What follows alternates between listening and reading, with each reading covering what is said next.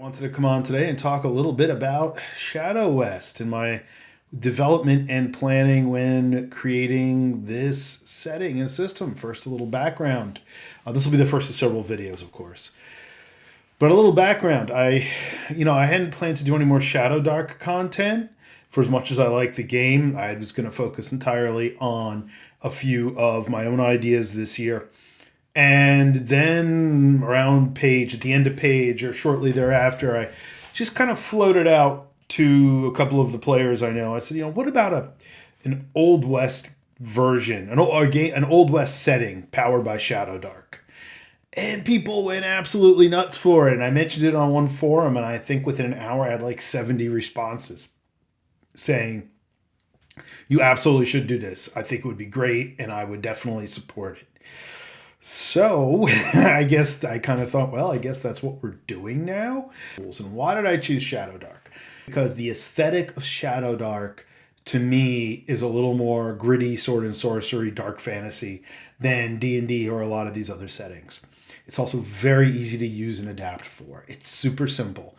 It is super quick. It's super easy to develop games for and content for. So I decided that I was going to take that on. So it starts out approximately 1867, a few years after, 2 years after the end of the war between the states, the American Civil War. And the Indian wars are still going on. I mean, a lot of Indians have already been moved to reservations or driven off their land, but General Custer is still warring against Indians at this time, Native Americans at this time. Gold and other riches usher in waves of settlers. And, there's all kinds of characters, your cowhands, your gamblers, your ranchers, your outlaws, your preachers, saloon girls and miners. And it created this amazing backdrop that's fantastic for dramatic storytelling, but as I've said, was honestly pretty lousy to be in real life unless you were fabulously wealthy. And then it was only a little bit better. But this game's going to have all the usual suspects. It's going to have a gunslinger. It's going to have a scout. It's going to have a soldier. It's going to have these sorts of characters. But then it's also going to have your holy roller, who's a preacher who can actually, in the guise of what we would consider a cleric, do things like, heal the flock or call down fire and brimstone or drive off evil spirits, doing those things that a lot of preachers claim to be able to do. Then you're going to have your mystics, who are your kind of occultists, who have dug up the sorcerous magic and still use it in the Old West. Now, where this starts to depart, or aside from that already being a big departure, is the Bleak. And the Bleak is an event that happened in 1832 where the sun went dark. Effectively, night lasted for 4 days. And there was a meteor storm, and meteors started coming down. And inside some of these meteors is this Ornyx. And I'm going to say in this world, there was always elements of magic and legend and supernatural monsters like there was in the Old West. But then after the Bleak, it all became real, and it started becoming more prevalent, and it started becoming something that you kind of couldn't avoid or couldn't not talk about anymore. But anyway, the sun eventually came back up, and then things just kind of got stranger from there. And the Bleak has occurred since then. In fact, it occurs fairly regularly, such as the sun will fall on a particular night, the sun will go down, and then it just doesn't come up the next morning, and it stays dark. And it'll do this sometimes for 2 or 3 days. And maybe it'll be a month later or weeks later. Or a week later, it'll happen again. Yes, I'm going to have a random chart for the Bleak. Or the Game Master can just declare when it happens. And of course, in the ShadowDark world, everything going dark for days at a time is a problem. It's a problem because creatures become more powerful and the areas become more threatening.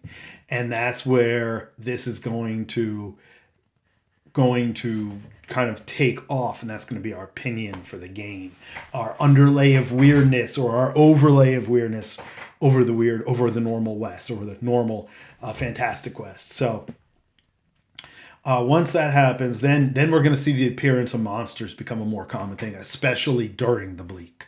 And I've got your jackalopes, your dinosaurs, your pterodactyls, supposed pterodactyl sightings. And of course, there's always been stories of like the native shapeshifters, like skinwalkers and undead. And and spirits and things like that. Well, they're just going to become more prevalent now.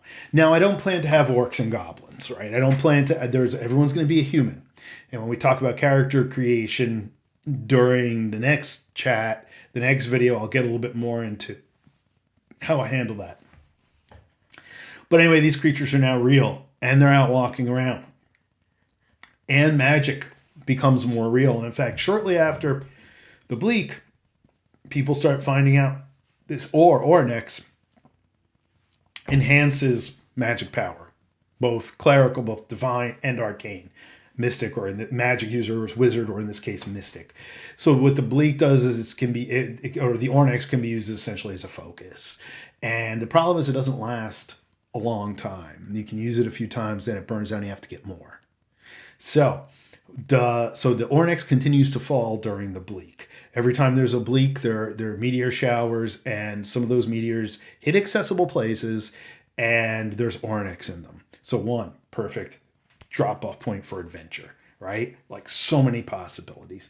So many possibilities right there. And everything from, you got to get a posse together to go and recover an Ornex fall. Or, someone has recovered Ornex and is doing something really horrible with it. Or there's a cult out there that wants to get rid of all Ornex power, So, this just immediately started with iterations of things that you could do with it. Now, Ornex magic is more chaotic too. So that's going to be the opinion as well, or one of the cornerstones of the game too, that you can use it to enhance your magic, even as a player character, but things can get a little more wacky, a little more quickly. And as you probably know, if you play ShadowDark spellcasting can be hard enough. So I've got some sample characters here. Here's the Gunslinger, which is available through the Patreon or through our mailing list. And I have had to work out some firearms rules. We're working out some riding rules and mounted combat rules, horsemanship rules. So I've also got a Holy Roller, a Range Rider, which I didn't want to use the word cowboy because cowboy, gendering. Yeah, most cowboys historically were men in the Old West, but it's a fantasy world. Your Rough Cut, who's kind of your brawler, your soldier character. He's also generally good at combat. Your Mystic, who's one of your casters. Your Scout, that's kind of like a rogue ranger. Your Holy Roller and your Gunslinger, as I've already described. And those are going to be worked up and released to the mailing list over the next couple months. And of course, will appear in the final game. So we have the Kickstarter going live, and it's pretty exciting. We are at 194 followers, and as of now, most of the art is going to be done by artist Lisanne Lake. A couple other artists have expressed interest, so I might have some additional artists going in. This is your pre-launch page. It is Kickstarter projects, Fox and Board Games, ShadowWest, if you want to go sign up. Also, if you want to get on the mailing list and see some of this preview, just go to foxandboardgames.com. And the lead generator will pop up. There it is. So you can sign up there and get the documents that I just showed you. And you will be getting more. And also mailing list members, Patreon members are going to be able to opt in early for the special advanced rewards on the Kickstarter for early backer rewards. So again, thank you very much for your support. Enjoy the pre-reading of ShadowWest.